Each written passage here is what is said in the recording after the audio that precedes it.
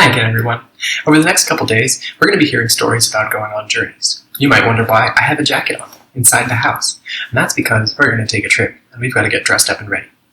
I've got a full suit of clothes. I have my good luck charm, which is this little pigeon necklace. Do you have a good luck charm? Something that makes you feel comfortable and happy. If you can find that right now, that's a great thing to take with you on a trip when you're going somewhere that you've never been before, or going to visit people that you really love. So, find your good luck charm. Find your jacket. There's a couple other things we need. Sometimes the sun's really bright, and it's good to have a pair of sunglasses. And sometimes it rains, and if you're lucky, you might have an umbrella. But if you don't have an umbrella, you might want to bring a nice hat. Now I've got this hat. This hat is a little bit dramatic. Don't you think? I really like it. But I'm not sure it's the hat for this trip. Another hat that I have, it's this one. I'm really fond of this hat. You put this on your head, you get a nice visor, keep the sun out of your eyes. I think this is the hat for me today. What do you think? How does that look? That's a lot of protection from the sun. Maybe too much. Maybe that's overdoing it. Maybe not that. Another hat that I have, and this other hat that I have, I'm not sure about it. What do you think? It's like this. Is this a good hat? I think we'll wear this hat. Yeah, let's wear this hat. There's a couple other things we need. It's good to have a bag when you go on a journey. I have a nice big bag like this that can fit all of our books. But I also have a bag like this. We could take either one, or we could take both. And the last thing we need is a pair of shoes. It's always really important to have a pair of shoes, or perhaps a boot like this. La bota. That's a boot. You could bring your boots if you have a favorite pair of boots. I'm going to take these shoes with little buckles on. So we've got all our train gear. We're all ready to go. I'm going to take off my sunglasses so I can see the book. And I'm going to take off my hat because it's not yet time to go on the journey. There's one other thing that we need to take with us. If you go on a long trip, and especially if you're going somewhere you've never been before, it's really good to have some company. So, you remember how my necklace has a pigeon on it? I'll show you why. Pigeon! Come here, sweetie. Come here, Pigeon. Pigeon is the name of my very good friend right here. This is Pigeon.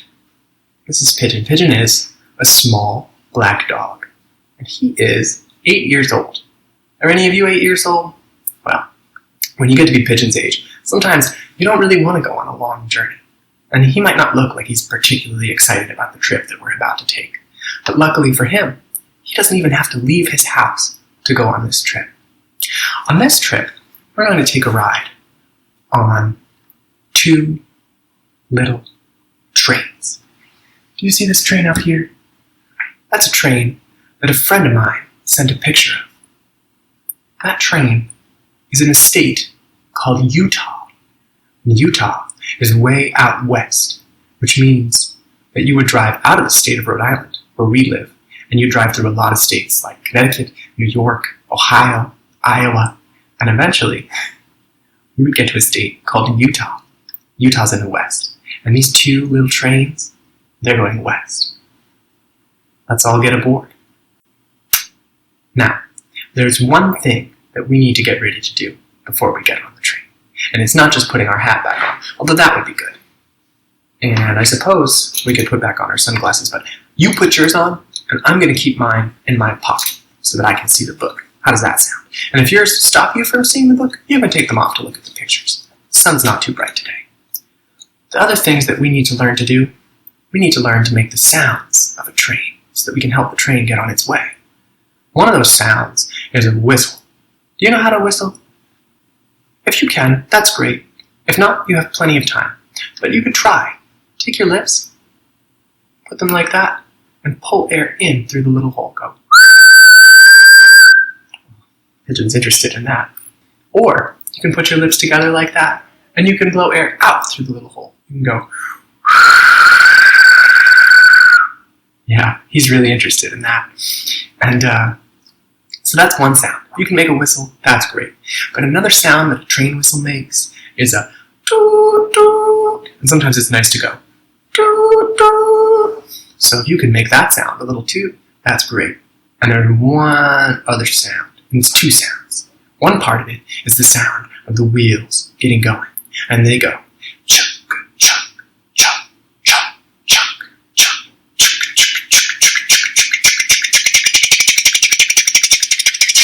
and that's the sound of the wheels running down the track. And while the wheels are doing that, the smokestack is going puff, puff, puff, puff, puff, puff, puff, puff, puff, puff, puff. That's a lot of puffing. Can you make the chugging and the puffing sounds while we read this story? If you can do that, then we're well on our way. So, today's story is called Two Little Trains. This story is written by Margaret Wise Brown, and the pictures were done by Leo and Diane Dillon.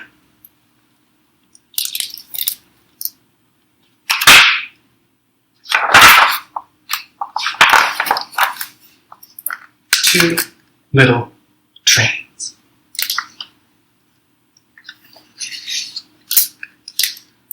Two little trains went down the track. Two little trains went west. Puff, puff, puff, and chunk, chunk, chunk. Two little trains to the west.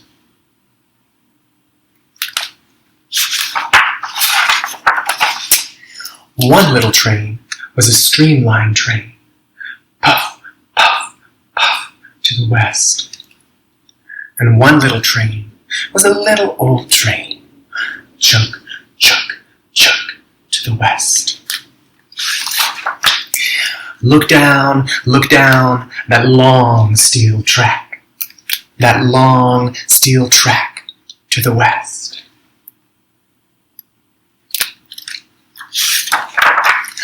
Two little trains came to a hill, a mountainous hill in the west. With a puff and a chug, they went right through, under the hill to the west.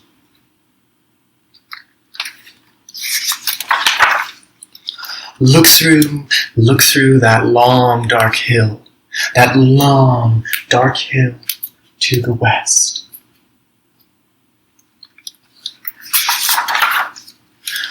Two little trains came to a river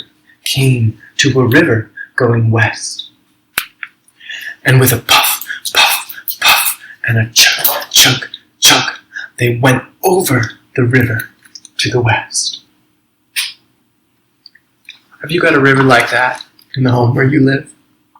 Have you got a river like that in the home where you live?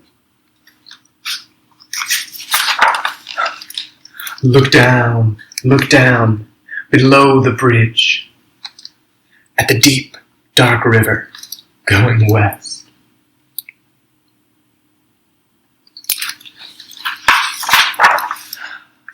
The rain came down on the two little trains, going west. And it made them darker and wet and shiny as they went on their way to the west. The snow came down and covered the ground, and the two little trains going west. And they got white and furry, and still in a hurry, they puffed and chugged to the west.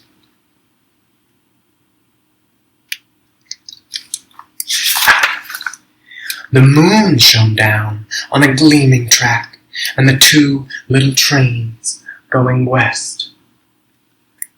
And they hurried along and heard the song of a black man singing in the west.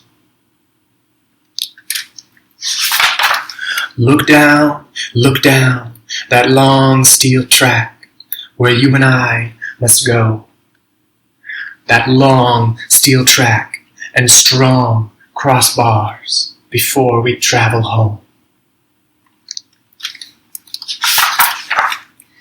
The wind blew, and now we can whistle.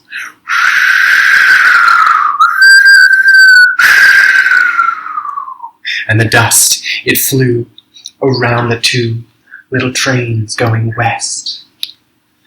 But the dust storm drew not a toot or a woo or a whistle from the trains going west. What do you think made the dust storm for the little old train? Then the mountains came beyond the plain, and the trains started climbing west. Up and around and over and through the great high mountains to the west.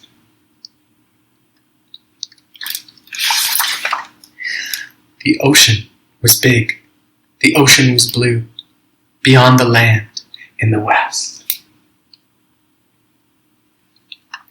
And the little train stopped. Their trip was through. They had come to the edge of the west.